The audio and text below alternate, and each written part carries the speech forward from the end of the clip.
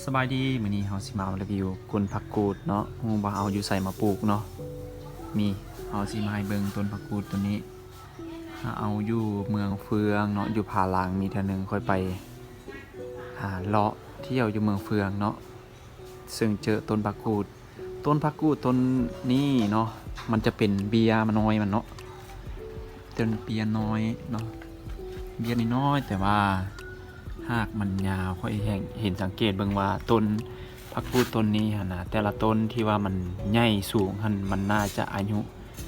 หลายร้อยปีก่อนที่จะใหญ่เนาะต้นผักกูดเนาะแต่ว่าต้นนี้นี่เป็นเบียร์น้อยมันจับอยู่ไม่หินที่ว่าบ่มีน้ำมีหยังนี่นะมันบ่มีหยังเลยมันทนแรงทนฝนได้แต่ว่ามื้อนี้ค่อยสิมาสังเกตเบิ่งว่ามันมีเบียร์น้อยขึ้นมานี่เนาะมันน่าจะให้ความหวังค่อยที่ว่าค่อยปลูกมันมาเกือบเป็นปีแล้วเนาะ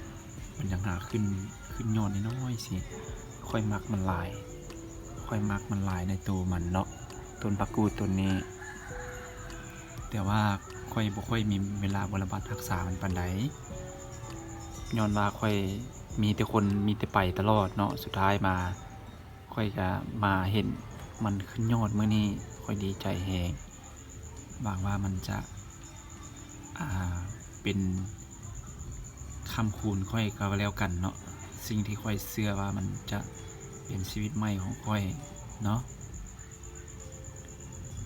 ต้นอันนี้มีไผได้เห็นเนาะต้นที่อยู่สูงๆอยู่ปลายผาลังเนาะที่ว่าค่อยอุตส่าห์ขึ้นไปสู้กับมันเนาะก็มาเจอต้นนี้แล้วค่อยกลับมาปลูกว้าวค่อยปลื้มหลายๆมื้อนี้ตื่นเช้ามาอ้าวเห็นยอดมันขึ้นมาแล้วงามโคตรงามแต่ว่าต่อไปค่อยสิรดน้ำมันทุกมื้อเนาะถึงว่าความรักของค่อยมันจะสลายไปแต่ค่อยก็ได้แต่ความหวังว่าต้นน้อยเบียร์น้อยตัวนี้มันจะเป็นความหวังของค่อยละกันเนาะขอให้มันมีชีวิตใหม่ที่ดีและก็ดีกว่าค่อยที่จะไปซ้ำๆเนาะเธอเลือกแล้วก็ขอให้เธอโชคดีขอให้เธอโชคดีกับคนที่เธอมีใจ